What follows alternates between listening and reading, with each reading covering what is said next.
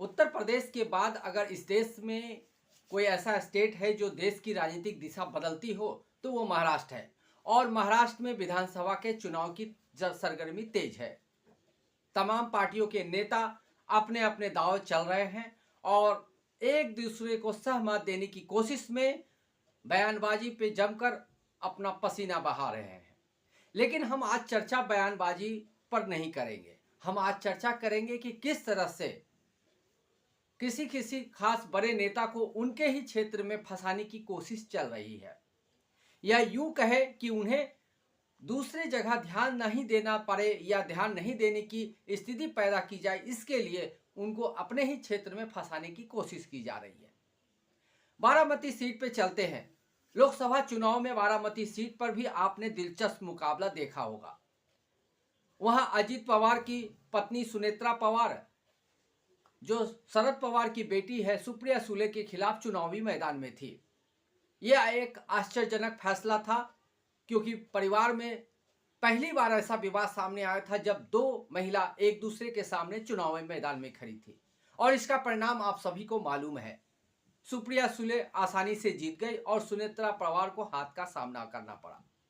इसी हार के साथ अजीत पवार की जो साख थी, ये जो प्रतिष्ठा थी, वो दांव पे लग गई। अजीत पवार को एक ऐसे नेता के तौर पे देखा जाता रहा है जो प्रशासनिक तौर पे काफ़ी लोगों को पसंद आते रहे हैं और उन पर इस तरह के आरोप या दाग नहीं लगे हैं कि उनके कार्यकाल में किसी तरह की कमी रही है, या नेता के तौर पर भी उनकी जो व्यापकता है या उनकी जो स्वीकारता है वो काफ़ी हद तक मजबूत रही है। लेकिन शरद पवार से अलग होने के बाद अजीत पवार के लिए वो पहला चुनाव था जिसमें वो एक ऐसी बाजी हार गए जहां पर परिवार भी शामिल था और राजनीति चरम पर थी। अब विधानसभा का चुनाव है और उसी बारामती सीट पर लेकर तमाम तरह की चर्चाएं सामने आ रही है। एक बार फिर से बारामती सीट हॉट सीट बन गया है। दरअसल इसी बारामती जो विधानसभा सीट है, वहां से अजीत पवार चुनाव लड़ रहे हैं और अजीत पवार के खिलाफ शरद पवार ने अपने पोते युगेंद्र पवार को चुनावी मैदान में खड़ा कर दिया है। तो चाचा भतीजे की लड़ाई वाला यह सीट आज राज्य में सबसे ज्यादा दिलचस्प और कांटे की टक्कर का माना जा रहा है। एक तरफ शरद पवार के समर्थन से युगेंद्र पवार चुनावी मैदान में खड़े हैं, दूसरी तरफ अजीत पवार मुख्यमंत्री भी हैं राज्य सरकार में और महायुति गठबंधन का उनको साथ मिला हुआ है। इस हैसियत से वो बारामती चुनाव लड़ रहे हैं। लेकिन बारामती सीट को वो यूं ही किसी के भरोसे छोड़कर नहीं रह सकते हैं, क्योंकि उनको मालूम है कि लोकसभा चुनाव में क्या हुआ। तो लोकसभा चुनाव में जिस तरह से उन्हें एक हार का सामना करना पड़ा, अपने परिवार की महिला को हारते हुए देखना पड़ा, उसके बाद से अजीत पवार अलर्ट हो गए हैं। इसी अलर्ट की वजह से उनका अधिकांश समय बारामती में बीत रहा है। बारामती के गांव-गांव के वो चक्कर लगा रहे हैं। एक ऐसा नेता जो राज्य का उप मुख्यमंत्री है, कई बार यहाँ का बड़े पदों पे बैठ चुके हैं और राज्य में एक बड़ी स्वीकारता है उनकी, लेकिन वो अपने ही सीट पर इस तरह से चुनाव प्रचार कर रहे हैं जैसे कि वो उनका पहला चुनाव है। दरअसल शरद पवार ने उन्हें बारामती में फंसा दिया है, बारामती में उन्हें घेर दिया है, ताकि वो राज्य की बाकी जो जगह है जहां पर उन्होंने अपने उम्मीदवार खड़े किए हैं वहां पर वो ध्यान नहीं दे पाए। बारामती में अगर अजीत पवार के सामने युगेंद्र पवार हैं तो उनके पीछे शरद पवार की ताकत है। इस बात को अजीत पवार अच्छी तरह से जानते हैं। अजीत पवार को ये मालूम है कि शरद पवार की ताकत की वजह से वो युगेंद्र पवार को हल्के में नहीं ले सकते हैं। ऐसे में उन्होंने विधानसभा की जो ये सीट है बारामती की, उस पर पूरा ध्यान केंद्रित कर दिया है। पिछले 4 दिनों से अजीत पवार डेरा डाले बैठे हुए हैं बारामती में। तमाम तरह की सभाएं कर रहे हैं, लोगों से मुलाकात कर रहे हैं, कार्यकर्ताओं से बात कर रहे हैं और पूरा गणित जो गणित है वो बिठाने में लगे हैं। उधर दूसरी तरफ शरद पवार भी पिछले 3-4 दिनों से बारामती में डेरा डाले हुए हैं। वो किसी भी कीमत पर अजीत पवार को इसी बारामती सीट से हराने को लेकर पूरी तरह से तैयारी कर चुके हैं और इसके लिए उन्होंने युगेंद्र पवार को सामने ला दिया है।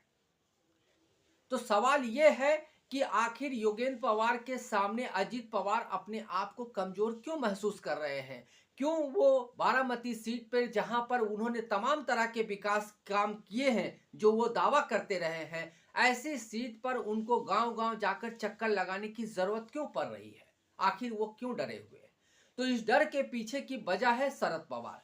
शरद पवार ने इस तरह से यहां पर मोर्चेबंदी की है। उस मोर्चेबंदी में अजीत पवार को लग रहा है कि वो विधानसभा चुनाव में इस सीट पर फंस ना जाए, और इस सीट पर फंसने का मतलब है कि जो एक बार लोकसभा चुनाव में उनकी प्रतिष्ठा दांव पे लगी थी, वो प्रतिष्ठा पूरी तरह से खत्म हो जाएगी।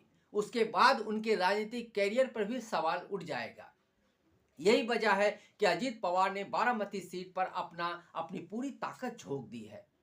लेकिन अगर आप दूसरी सीटों की भी बात करें, तो जैसे कई सीटें ऐसी है जहां पर एकनाथ शिंदे की ही पार्टी की जो सीटें हैं, वहां पर ऐसे ऐसे लोगों को खड़ा कर दिया गया है कि उन्हें अपने ही 2-3 सीटों को बचाने के लिए पूरे राज्य से ध्यान हटाना पड़ रहा है। इन सब के बीच मराठा आंदोलन का जो प्रभाव है और धनगर समाज का जो प्रभाव है, ओबीसी जो वोटर है उनका जो प्रभाव है, उससे महायुति और महाविकास आघाड़ी दोनों का टेंशन बढ़ा हुआ है। क्योंकि एक तरफ जरांगे पाटिल ने साफ रूप से कह दिया है कि उन्होंने अपने उम्मीदवार खड़े करने हैं चुनाव में, और उन्होंने कई सीटों पे अपने उम्मीदवार खड़े भी कर दिए हैं। और ये उम्मीदवार किनको नुकसान पहुंचाएंगे ये तो रिजल्ट के बाद ही पता चलेगा। लेकिन सभी को मालूम है कि मनोज जरांगे पाटिल फिलहाल राज्य सरकार से नाराज चल रहे हैं और उनके निशाने पे भारतीय जनता पार्टी है। तो भारतीय जनता पार्टी को इस संभावित नुकसान का सामना करते हुए इस चुनाव को फेस करना पड़ रहा है।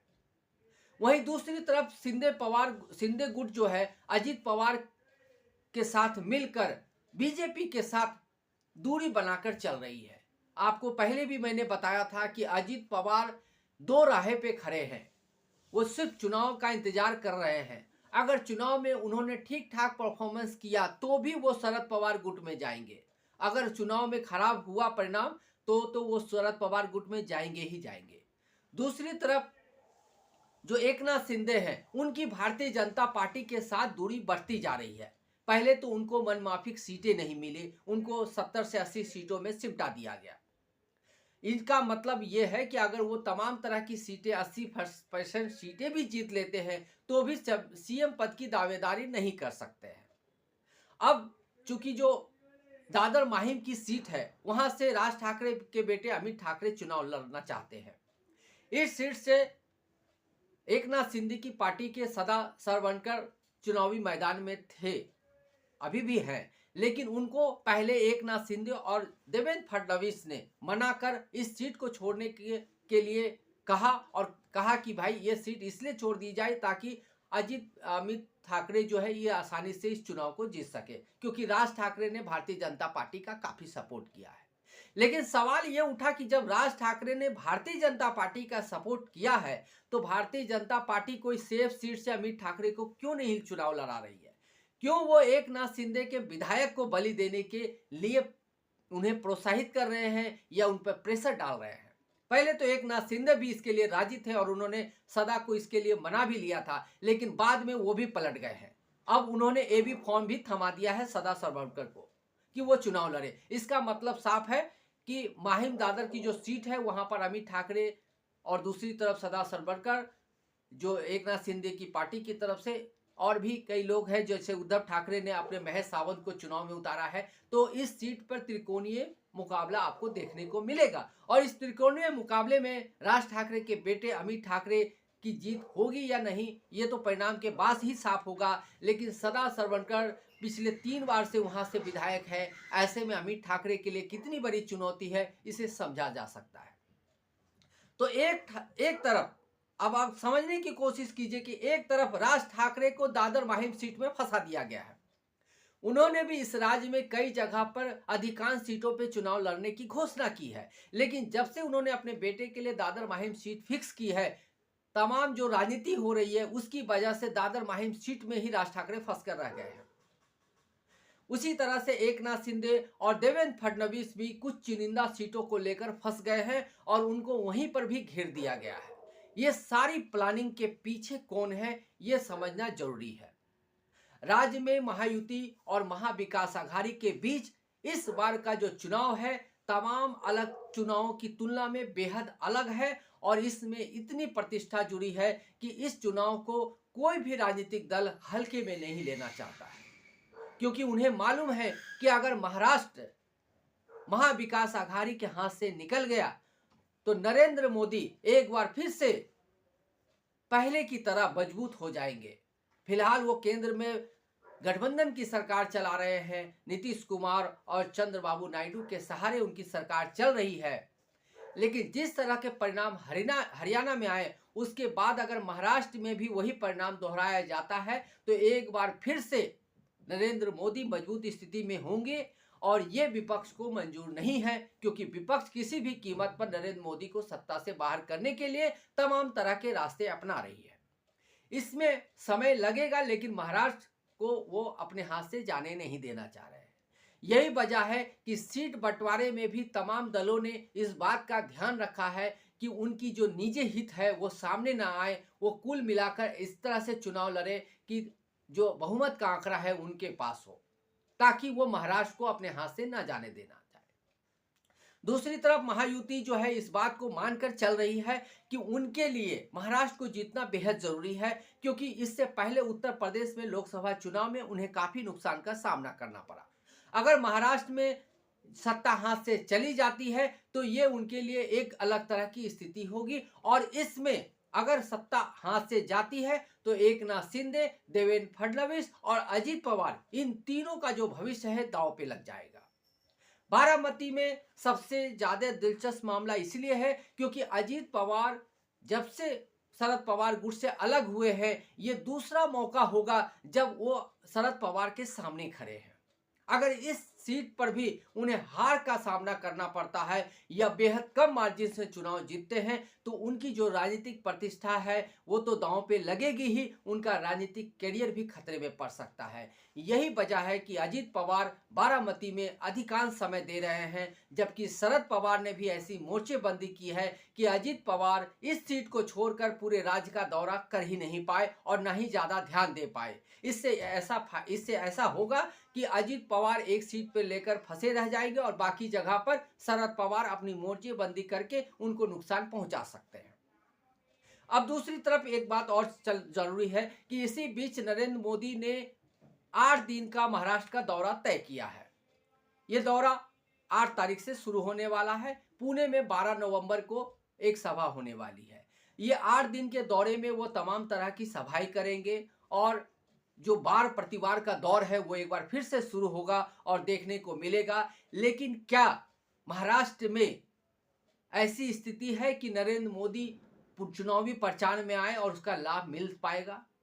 यह समझना जरूरी है कि महाराष्ट्र में फिलहाल जो स्थिति है वो 2 तरह से बदल गई है। एक तो लाडली बहन योजना के आने से थोड़ा सा फायदा, थोड़ा सा ग्रेस मिल गया है महायुति को। दूसरी तरफ जो गठबंधन है उनकी महायुति की, उसमें जो भी सीटों का बंटवारा हुआ और उसके अंदर के जो विवाद है वो बाहर नहीं आ पाए, इससे थोड़ी सी स्थिति महायुति की मजबूत हुई है। और खासकर ये बताना जरूरी है कि जब लोकसभा के चुनाव हुए थे उस समय भी जो मराठा आरक्षण के जो आंदोलन के समर्थक है, वो जो वोट बैंक है मराठा वोट बैंक, उसमें भी भारतीय जनता पार्टी को ज्यादा नुकसान नहीं उठाना पड़ा था, जबकि मनोज जारंगे पाटिल भारतीय जनता पार्टी के खिलाफ थे। ऐसे में ये मान के चला जाना चाहिए कि मराठा आरक्षण के प्रभाव वाले जो कुछ सीटें हैं वहां पर हल्की फुल्की नुकसान की संभावना है, लेकिन अगर व्यापक तौर पे देखें तो पूरे महाराष्ट्र में मराठा आरक्षण से या मराठा आरक्षण के जो समर्थकों से भारतीय जनता पार्टी को ज्यादा खतरा नहीं है। तो ऐसे में यह समझना जरूरी होगा कि इस चुनाव में कई लोगों की जो प्रतिष्ठा है वो दांव में लगी है और इस दांव के बीच में शरद पवार, अजित पवार, देवेंद्र फडणवीस और एकनाथ शिंदे, साथ ही उद्धव ठाकरे अपनी अपनी तरह से चालें चल रहे हैं और इस चाल के बीच में कई ऐसी दिलचस्प बातें सामने आ रही है जो इस चुनाव को और भी जबरदस्त और अलग तरह का बना रहा है। आज के लिए बस इतना ही। नमस्कार।